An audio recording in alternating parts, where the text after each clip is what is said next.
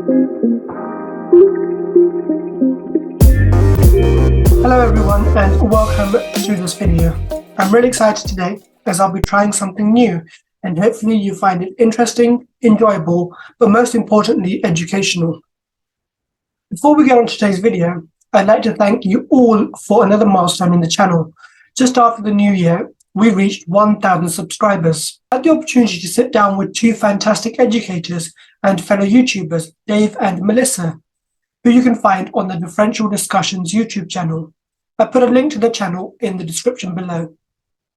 We discussed a topic that many of you have repeatedly been asking me to cover on Twitter, on Instagram, and some people even in the lab. So this video contains snippets of the conversation I had with Dave and Melissa. I'll hand over to them to give an introduction to who they are and what they do. So yeah, I've been practicing hematology for, I think we're coming up on like 10 years now post-university. Really enjoy it. I've transitioned to being an educator now. We thought it would be nice to kind of put some information out there. I know when I was a student, it was tough to find resources. And I think we're at this point where, content can just kind of, you can learn so much so fast. But yeah, it's been a fun ride. Melissa? Hi, everybody. I'm Melissa. I have 13 years of experience in hematology and education, and I'm mostly an educator now for 2-year, 4-year programs. I also moonlight in physician assistant programs teaching about proper use of laboratory testing. So, lots of education, but one of our, Dave and I, like we said, our big thing is really getting educational content available for students and early laboratorians. So we were very excited when we found a NAS channel and, thought a collaboration would be great. So here we are. Before we get stuck in, one thing I cannot stress enough, and I've said this in previous videos also, is to always follow your local laboratory procedures. The word always is in capitals and in bold. This is a point you'll hear echoed by both Melissa and Dave throughout the video. They're based in the US, whereas I'm here in the UK. We use different technologies, and so different laboratory information management systems offer you different capabilities. Each lab will have different agreements with the clinical teams regarding what they should and shouldn't do. We'll touch on all these points throughout the video. If you haven't already seen, the three of us made a video together about plasma cell leukemia and multiple myeloma, which is on the Differential Discussions YouTube channel. You can find a link to that video in the description below. We'll use the film seen in that video as a basis for our discussion. So now that you've done a diff and are going to write a report, we'll talk about the things that you mention, when something may be integral to mention, and when something may not require mentioning at all. So I asked the others what they thought and where they began. I don't know, Melissa, how's your flow go? So usually for me, I start with the diff. So I'll report out whatever the percentages, the relative amounts that we received for the differential. And I say percentages because that's what they are. However, we don't usually report out like the percent sign with it. So you might see, 92 neutrophils, but that really means 92%. So depending on where you are, you may put the percent sign, you may not. And I think in this case, because we're talking about, plasma cell myeloma, plasma cell leukemia, it's also relevant to include the discussion on reporting plasma cells. So where I have worked, we have reported out plasma cells as a separate section, a separate line, a separate count. Still part of the 100 for your diff, but as a separate entity. And I think that will really depend on where you work. Definitely. Yep. So I mean, much the same for me. It's I always start with the differential, of course. So if I kind of walk it back step by step, you're on low power and you're looking around, right? And I'm looking for red flags when I'm not literal red flags, but right, metaphorical red flags to guide me once I go down to oil. And come down to oil, I'm going to do my 100 cell count. And while I'm doing my differential, I'm also gathering other information. So I try to stress to individuals when they're learning peripheral blood film examinations, that you're focusing on your white cells, but you're taking in passively what's going on with your red cells and generally what's going on with platelets. So some inclusions are maybe harder to spot than others. And, I'll note red cell morphology, but that usually comes after. So once I've completed the diff, I will recenter into a good field. And I'll go down to a high power oil if I'm using something like a 50x objective for my differential, and evaluate the red cells qualitatively. I'm looking for different inclusions or shapes and abnormalities. Most categories for red cell inclusions we had available to us to report categorically. And we typically used a 1+, 2+, 3+ sort of scale. And what kind of got tricky too is my particular institution, the 1+, 2+, 3+ scale changed depending on the type of morphology. So that was very tricky. Like something like schistocytes, we were more sensitive to reporting, right? Those could be in fewer quantities and still approach the threshold to report. And then after red cell morphology, I assessed platelet quantities and note any abnormalities that might be in the platelets morphologically too. Like Dave mentioned, some places use a 1+, 2+, 3+, but in our lab, if you were to do that, somebody would shoot you because we are not allowed to report them as 1+, 2+, and 3+. I think that's also another relevant point, that you should follow your lab process, see what your local operating procedures are, and go by those. 1+, 2+, 3+, the same as few, moderate, or many. That's what we use. We use the words rather than the numbers. Yep. So going back to what Dave, you said earlier about, you look at, while you're looking at the blood film, you keep an idea of what else you're seeing as well. So even though you might be doing a diff, you're looking at, what the red cells look like, what the platelets look like. And I find sometimes if you're doing a very difficult diff, I don't know about you guys, but if I see something, I have to write it down. Because I'm struggling so much with the diff, I would forget after the 100 cells have been out. Even though it's only 100 cells, it feels like 500 at times because it's so difficult. So I would just keep a piece of paper next to me, or even just open up Notepad on your computer and just type in, random words. Sometimes it's just, target cells, if I've seen some of those, or fragments, or, I've seen dolly bodies. I'll just make a note of that, basophilic stippling. Just make a list of things that you see so that you can go back and you're reminded of what you've seen and don't forget. That's good practice. I must confess, there's certainly happened to me where I was doing a blood film and I forgot something I had maybe seen and maybe underreported a result. That's almost certainly happened to me. Yeah. I find that especially with toxic granulation and Dole bodies. Yes. I always forget to mention toxic. Yeah. Definitely. So let's say we've just finished our diff. So we're looking at this blood film that we've got on the screen. This is kindly sharing. So the way I like to do my diffs, in our lab, we report them. We have individual lines for red cells, white cells, and platelets. Mm-hmm. It almost gives you, a trigger to think about, what you're looking at. So under the red cells, what do we see? So you think about the red cells, you describe them, and then you quantify them, quantify what you see. And the same with the white cells and the platelets. So shall we start with the red cells? So what are some of the things that we see? Yeah, I'm definitely seeing rouleau in this particular patient. And at my particular institution, we reported that qualitatively. So, which is a little unfortunate, to be honest with you, because I think you'll describe how you reported it on us, but I think I kind of like that a little better. But yeah, we would just say present, but it looks like some degree of hypochromia in the red cells. And there's maybe a crenated cell in the field, but I'm not seeing that super often. Yep. So when I'm looking at the red cells, I always think about three things: the size, the color, and the shape. Mm. So, what color are the red cells? Are they all normal? Do they vary in color? Do we have some blue color? Do we have, inclusions within them? In terms of size, are they big? Are they small? Are they different sizes? Sometimes they may not all be the same sizes. And that's where your blood count results will also help as well. If you've got a high RDW, it indicate a variation in the size of your red cells. So keep an eye on the numbers as well while you're doing this.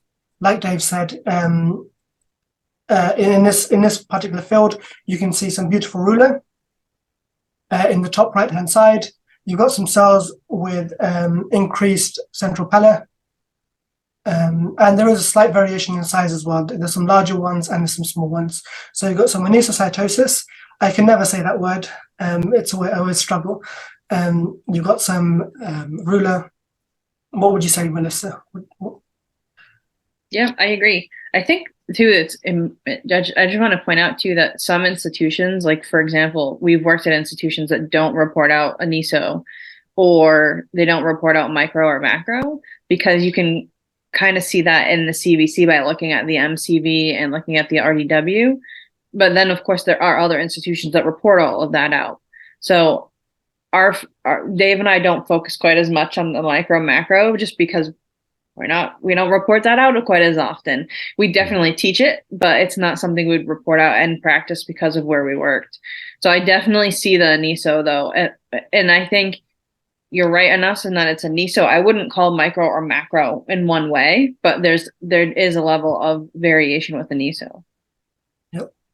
And going back to your earlier point about not reporting certain things, I think it also depends on what your local policy is as well. Mm-hmm. So in one of the labs that I've worked, it was common to just say the blood film reflects the FBC results, and that would be your comment, full stop.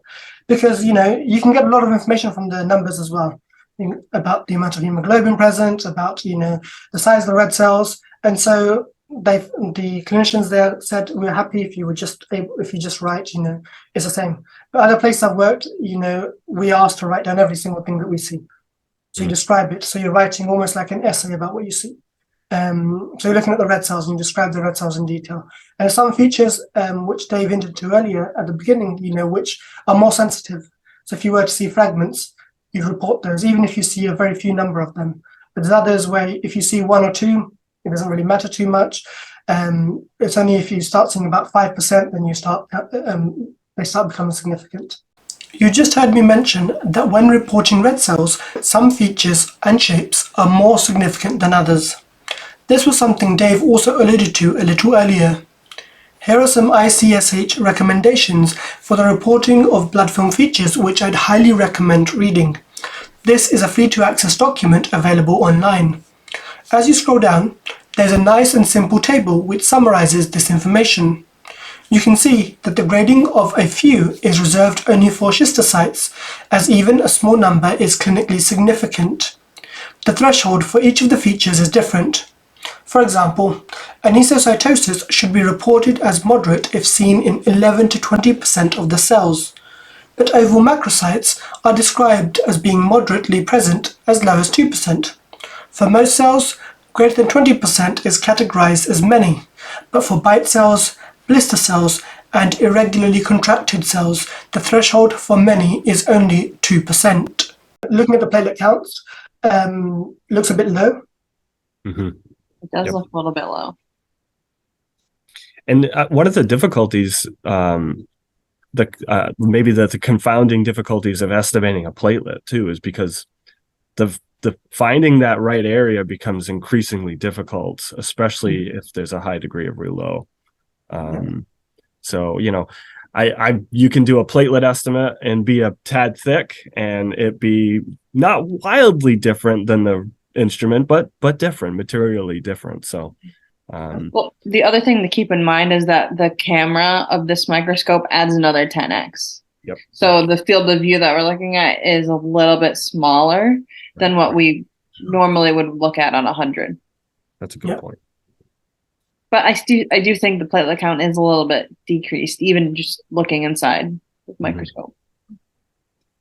Definitely my intuition. And then I'm trying to observe for platelet morphology issues, right? Agranular platelets or extremely large platelets, things like that. Yeah. We've got a large one at the bottom, slightly larger than the other ones that you see in the field, but they're all granulated quite nicely. You can see the purple granules within them. At what point would you start reporting large platelets? If you see one like this, is it significant, or would you wait to see more? So again, I think it depends if you report out large or giant, because we really only report out giant platelets, and that definition would be anything that's the same size as a red cell or larger. Mm-hmm. And so Yeah. I think that it depends. Like, what is the definition of a large platelet versus a giant platelet for everyone's institutions? Yeah, I think for our institution, that was probably one of our weaknesses. Actually, is we probably undercalled that because the threshold was so high. Like you literally need a platelet that's just gigantic in order to report it. But thankfully, there is typically an indice. I'm not sure. I have no familiar with the Beckman instrument, but mean platelet volume can kind of express to the clinician the average volume of your platelets, at least. Yeah. But also some of the new instruments have the immature platelet fraction as well. Yes. You know, if you've got larger platelets too. But like, totally agree with you guys. We comment on giant platelets. So if they're the same size or greater than a red cell, and they are big, and you notice them quite easily. Mm-hmm. Yeah. Yep. In this case, you know, you might just mention you've got slight variation in platelet size, but once again, that would be evident from your full blood count result anyway. Mm-hmm. So one thing I want to highlight too is I think it's wonderful how much freedom you have in your institution, because Melissa and I and ours were very much constrained.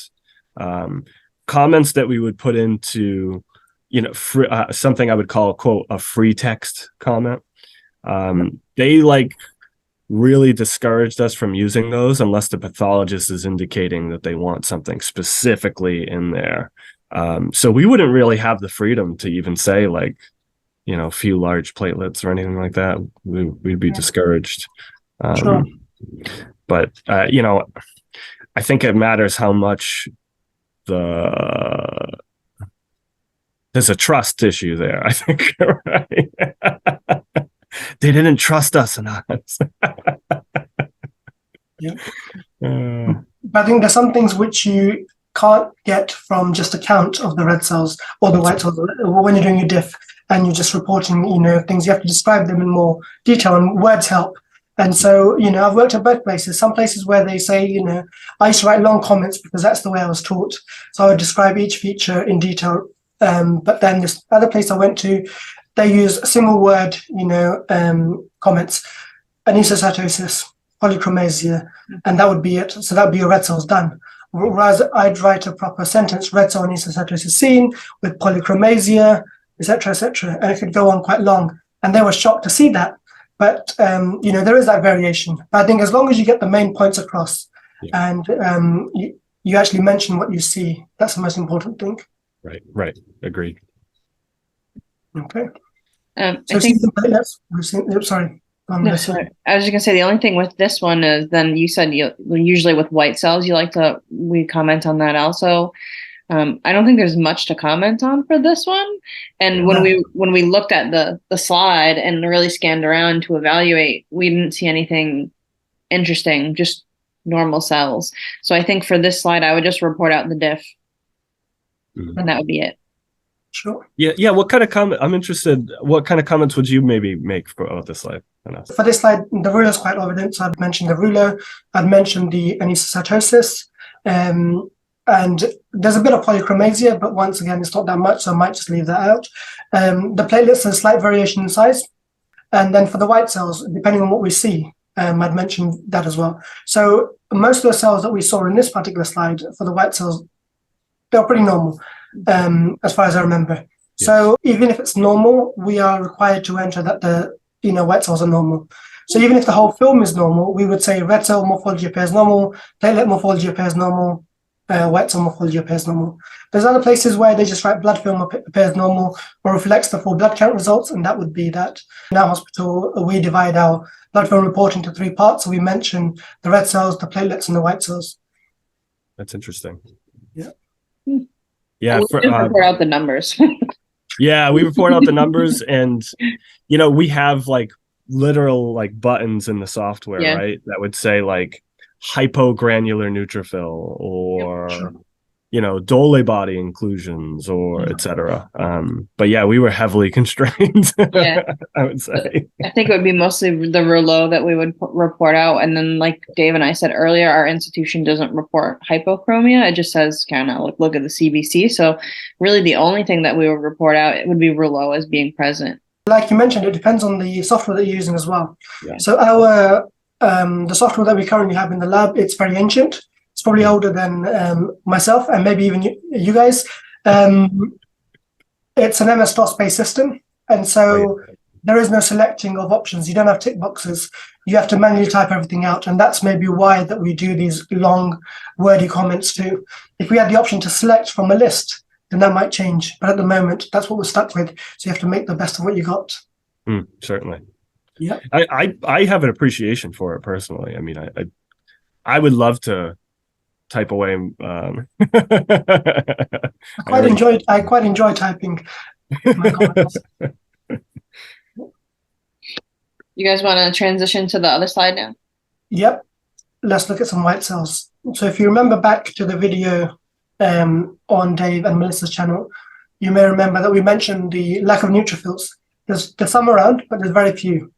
And so while we're doing the diff, that's one of the things that I would note, that there's a neutropenia of some sort. And I'll make a comment on that in my report. I think the big thing for us is we would include plasma cells in the enumeration. Yeah, which has its own key on our differential counter. So unfortunately, like I mentioned, our software is quite old. And so we don't have the extra key to count plasma cells. So we just count them as normal lymphocytes. But then in the report, we mentioned that plasma cells were seen. And then you can mention approximately this many. So you saw approximately 10% or 15% plasma cells. But we can't physically count using our keyboard, unfortunately, at the moment. Clinically, same picture, right? I mean, yeah. I think as long as the physicians know where to look to get the information and they can still see that there's plasma cells, that's the important part. Mm-hmm. Yeah, it's true. Right. I think for white cells, I don't know that there's a whole lot else other than. Do you think the smudge cells would be enough for you to mention enough? There are some around, but I think if you look in the context of the whole slide, we're talking about plasma cell leukemia. Are they relevant? I think just mentioning that you've got lots of plasma cells is more appropriate. That's what I do if I were reporting this film. I probably wouldn't mention the smudge cells much at all. Mm-hmm. I wouldn't mention them either. No. Yeah, we had a threshold of approximately 5% is when we would have to start doing something about them. Yeah, there's some weird morphologies. So yeah, we'll remind the viewers that this is a malignant plasma cell leukemia that we're looking at, and not a great slide to learn normal morphology.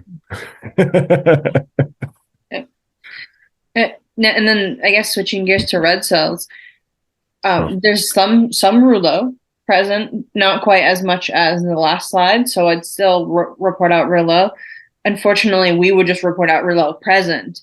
Would you quantify it enough, or would you just say that it's present? I would say it's present, but also depending on how much there is, I might say mild rouleau or moderate or quite a lot. But I think that's very subjective. It's not something that you can count quite easily, like your numbers of cells, for example. So yeah, I do envy that though. And while acknowledging the subjectivity, I always felt my voice suppressed a little bit with the constraints we had, because I would love to be like, hey, there's a lot of rouleau, right? To really be able to express that. But what was striking to me more in this slide that we don't see much of in the other one was the thrombocytopenia is a lot more prominent.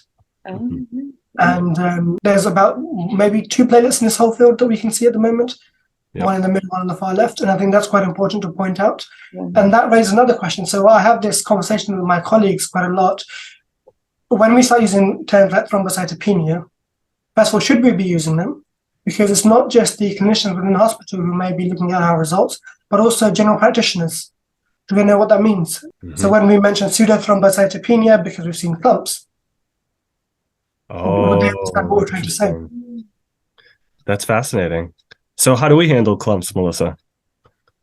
Yeah, so depending on how clumped it is, but we wouldn't report out a platelet value, and we would say that there are platelet clumps present. And that would upset a lot of clinicians at times too, where they really need a platelet value. So sometimes we would try to do a platelet estimate, even though there's clumps, just to kind of send the signal at the very least that, that there's at least some ability for hemostasis. I know we're digressing a little bit. So recently I posted a competency question in one of my hospitals about what would you do if you had a pediatric patient with a clot in the sample? And this is going back to reporting platelet counts. And you could see the difference between what the lab staff were saying and what the clinicians were saying. All the clinicians were like, don't just remove the clot and put a comment, because that's just, sometimes we need a platelet count. All the lab staff were like, clot, no matter how big or small it is, cancel the results. And I think when you see clumps, sometimes you might see small clumps where there's only 1 or 2 platelets involved. And then you can say, the platelet count might be reduced, but there's an adequate number of platelets altogether. But if you see a large clump where there's hundreds of platelets involved, then completely remove the count and not report it. Mm-hmm. Yeah, and that's a tough thing, right? Because you want to offer information. I sympathize with the clinical staff, right? They're having to make difficult medical decisions, and this particular data point may be important for a particular decision. But it's tough to have, our job is about objectivity and being accurate, and so I think one of the olive branches I would try to extend is invite them to the laboratory to review the smear, right? Hey, let's sit down and look at it together, and I'll coach you on what I'm seeing, and you can take from that what you will. I don't know if you've ever done any kind of off the books consulting in your lab, Anas. I mean, on the night shift, whenever it got a bit quiet, I'd get random clinicians come to the lab, and we sit down and just look at interesting films together, because we're just trying to kill some time. But you see things from both sides. You can understand why they want this result and why it's important, but also why we've got processes in the lab. Like you mentioned, we try to give out accurate results. So that's quite important too. Quality is very important. Yes, agreed. It's difficult, yeah. So we looked at the platelets, we've looked at the red cells. Moving on to the white cells. Yep. Mentioned there's a lot of plasma cells. You guys would quantify them as part of your diff. Because I don't have the ability to do that in my computer system, I'd count them as lymphocytes and then just mention in my report that, we've seen this many plasma cells. What about if you had other cells? Would you describe the cells? So, there could be a lot of variation between just blasts, for example. Mm-hmm. So would you ever describe what you see, whether they're big or small blasts, or would you just say there were blasts present? So, Melissa, I don't know. We just enumerate them. Yeah, there will be on occasion. So it's variable, but there, perhaps maybe we have a lymphoma patient in house, right? And those lymphoma cells are making it in the peripheral blood smear. The pathologist is usually the one that will send a signal and say, hey, on this particular patient, report this population of cells as other. So we have the luxury of an other column, and then we can then, describe them as she would like them to be described in free text. And we would also, there was very niche kind of cases where they would want, more specifics. And then we might even say reference a flow cytometry report too, right? And for a more detailed kind of breakdown as to what's there. But again, we were constrained a lot. Sure. But flow is one of those things you only do once, whereas you might report a film multiple times a day because you've done multiple diffs in a day. So you get a sample in the morning rounds and you might get a sample in the evening rounds. And so, and that's another question, when you're reporting a blood film, what is your policy about doing the diff on the same day? Multiple diffs on the same day? Do you not do multiple diffs? Melissa? For us, it depended on the floor, like which service was in use, and some services we allowed it and some services we didn't. So it varied. Mm-hmm. Yeah, a little bit of variability. And what I think I found in general, especially for inpatients, and once it's known, there's it's not uncommon for them to just start ordering CBCs. So they can order at our particular institution, they could order a CBC with no differential. And we would even allow them to just order particular values. They might just do a H&H platelet or just H&H. And regardless, the instrument's running all of the CBC. But so that would happen kind of frequently. There were some times where they would keep ordering the differential, and there's going to be some patients and certain blood films that are a nightmare to do, even after you've already done it, But yeah, so with regard to frequency of the diffs, it's a little bit variable. And then when it came to reporting blast forms, so this is actually another interesting topic, we weren't allowed to release malignant blast counts unless it got approved by the pathologist first. So we would typically report a preliminary diff directly to the floor. So say the emergency department patient presents with X number of blast forms. We would tell the emergency department that it's preliminary, and then it doesn't get reported until it's approved by the path.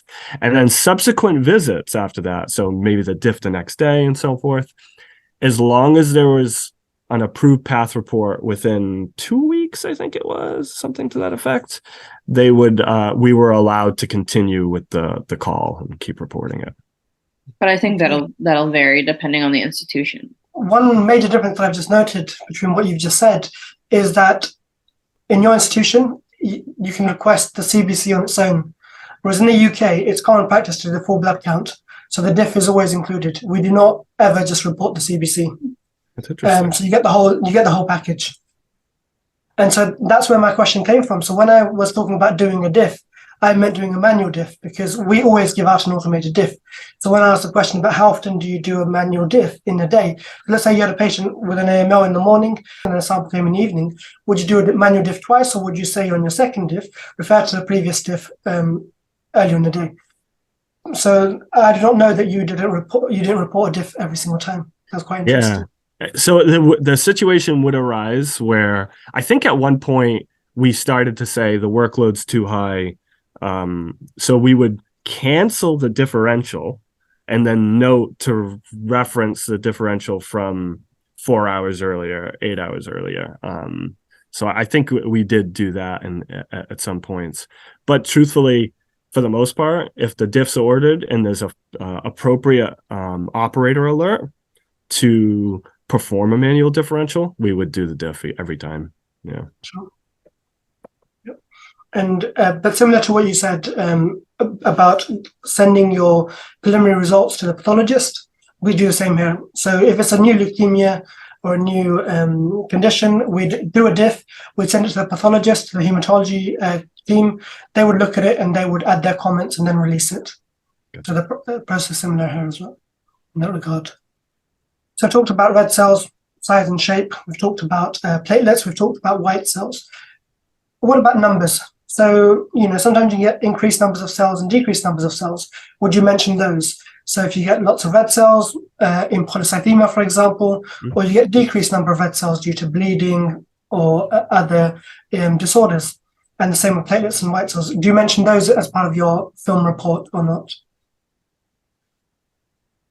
Yeah, so Melissa's signaling. Yeah, we don't do that at all. And it's actually like kind of a little bit of a shame, especially for something like an increased red count. So that's a thing that I would love to signal to a clinician to maybe explore something like polycythemia vera, right? But the result, the clinician's going to get the CBC showing the elevated red count. And presumably, if it's a polycythemia, they're going to have an elevated hematocrit, elevated hemoglobin. And then it's up to them to interpret that. But in my experience, clinicians don't have a ton of hematology background knowledge. I'm not sure what your experience is over in the UK, but besides our actual hematology oncology docs, they're kind of, I don't want to say unprepared. That's not the right term, but some of these more difficult, nuanced kind of elevated values or decreased values, I'm not sure they know. Sure. And then would you provide a suggestive diagnosis at the end of your report? So if you saw lots of, atypical lymphocytes, you might mention suggestive of viral infection. Or if you saw a lot of pencil cells, you might say iron deficiency. Okay. No, we don't do that at all. But I did tend to, if I had interactions, so like sometimes the physician will pick up the phone and call. And if I'm speaking about the patient, I will drop some of those names in there, right? Like, hey, I saw some really large reactive lymphs. This person looks like they might have infectious mononucleosis, right? So I would always try to engage with physicians when I had opportunity to suggest things, but we were not allowed in giving any hints, so to speak. Yeah. The only time a report like that was written is if a pathologist had to do a review of it, and then they would comment and write, anemia, thrombocytopenia, or whatever they needed to write. But we didn't write reports like that. Right. And it would literally be signed by the path. Yeah. Similar here. So as biomedical scientists, we're not allowed to provide diagnoses. So we just state what we see. Yep. And that's it. But, like you said, when you're speaking to the clinician over the phone, you might mention you've seen this particular thing, it's suggestive of this, but at the end of the day, they decide how they proceed and what they would write in the report in that sense. I would very much love to see collaboration between the laboratory and the team diagnosing more, because I think the patient care would benefit from it. But I also don't want us to be interjecting ourselves somewhere where it's inappropriate to. But I think more collaboration is usually better, though. Yep. One of the good things that we have in our hospital at the moment is that whenever the hematologists come to the lab to look at films, they're always more than happy to sit down with you. So if you struggle with something, or you looked at a film earlier and you weren't sure if it was a blast or not, and because you're the only person working that shift, you can put it to the side, and they'll come up and they'll sit down with you, and you can say, "Hey, I saw these funny cells. Did you want to have a look with me and tell me what you think?" And so that's quite nice, being able to sit down and do things together, and you learn from each other too. 100% agree. It is, and that's one of the best parts about working at a teaching hospital. So for students looking for internships or exploring where they'd like to maybe practice professionally, I think there's a lot of benefits to smaller institutions, and then there's a lot of benefits to larger institutions. It's kind of whatever you're looking for. But I love the idea of high level collaboration and, tricky puzzles. That's my thing. Do you mention whether you see metamyelocytes and myelocytes and left shift, and do you say what you see, or do you just say left shift? Melissa, go ahead. Yeah, so that depends. Some of the institutions will report out, like, as a differential category, the number of metas, myelos, and then pros, and then some of them lump them all together as immature grands, and then it's one category. Mm-hmm. I don't know that we actually write anything, but I know we do have those categories. Yeah, the software we use just has so many, I'll use the term buckets to put these things in categorically. But we actually, it was interesting where we were. And by the way, we were in Boston, Tufts Medical Center, just for your knowledge. But in Boston, where we were, excuse me, I just lost my train of thought. We began, when I first started working there, we would enumerate individually metas, myelos, pros. And then there was this transition to just going immature granulocytes. So we actually started more detailed and then got less detailed, which was kind of fine by me, to be honest with you. Sure. But do you not feel like, certain immature granulocytes, for example, promyelocytes, they have a lot of clinical impact. If you saw promyelocytes on the film, you would want to mention those because of granules which can lead to DIC and other clinical implications. So if you're just calling them immature granulocytes, how do you differentiate an urgent immature granulocyte like a promyelocyte from, say, a metamyelocyte, which, it's just a metamyelocyte? It's a great question.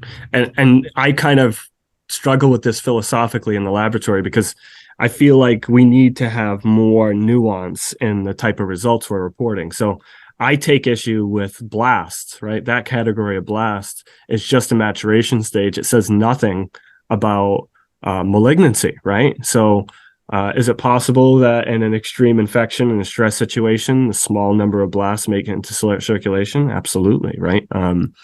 So now this comes home to roost with something like an acute promyelocytic leukemia. So it's been a while since I've been on the bench, so it's been a couple of years. So my memory eludes me slightly, but I would be inclined to put those in an other category, and I would label them malignant promyelocytes. Because in my experience, morphologically, the APL, the acute promyelocytic leukemias, those cells have a pretty distinct kind of look to them. And then usually I would call the emergency department to have them do a fibrinogen, D-dimer, PTT, do the full workup. But yeah, that there is a blind spot there, right? That I could appreciate. What about bands and us? We don't count bands. They're just neutrophils to us. That's the way to go. All right, I'm moving to London. Some places still call bands. Yes. Save me a seat. So, yep, go on. No, I hate bands. I just hate, but continue. I was going to mention, metamyelocytes and myelocytes. I was having a conversation with one of our hematology consultants, and we were discussing the importance of getting it right. And, metamyelocytes and myelocytes. Does it matter whether you count one more than the other? If you mix them up, does it matter too much? And he was like, not really, because they have no functional, unless you start counting, say, myelocytes as promyelocytes, then it's wrong, because there are implications for that. But metas and myelocytes in general, if you mix them up, there's not too many consequences. And though we would like to be correct every single time and get every single cell correct, if you mix those two up, it doesn't make too much of a difference. And the same with bands and neutrophils. Bands, they don't really show you much. Mm-hmm. Right. Yeah, I think more than anything, I think more valuable than enumerating metas, mylos, right, and bands, more valuable would be a note that says left shift present, right? Yeah. That's the signal, right? Ooh, there might be an infection. This patient might be suffering from an infection. But yeah, I 1000% agree with what you're doing. So on infection, so we mentioned toxic granulation earlier in the video. Mm-hmm. Would you quantify that? Would you say there's a lot of it? Would you say there's small amounts of it? Or would you say there's toxic granulation? Present. Yep. Okay. Toxic gran, Dolly bodies, vacuoles, hyposegmentation, hypersegmentation, all of that was just present. Sure. Yep. Similar here. So if you see it, you'd mention it, but you wouldn't say if there's a lot or there's small amounts. You know what's funny too is generally, and so some of those values are if you see it, mention it, and then some are, I like hypersegmentation, for instance, kind of insinuating it like a B12 folate deficiency. I think the general rule is you want to see at least 5 of those, right, before you call them. So some things we don't want to be too sensitive with, and then something, man. So while we had a lot of rules and we were constrained, a lot of times it ended up still falling to the intuition of the person looking at the slide at the moment. Yep.